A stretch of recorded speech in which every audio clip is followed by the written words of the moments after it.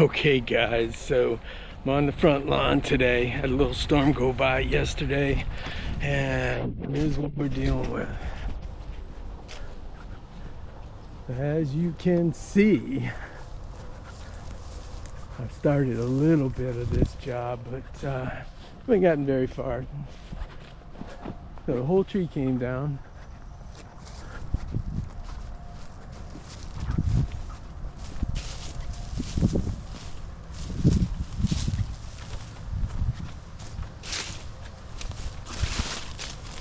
And there's the problem.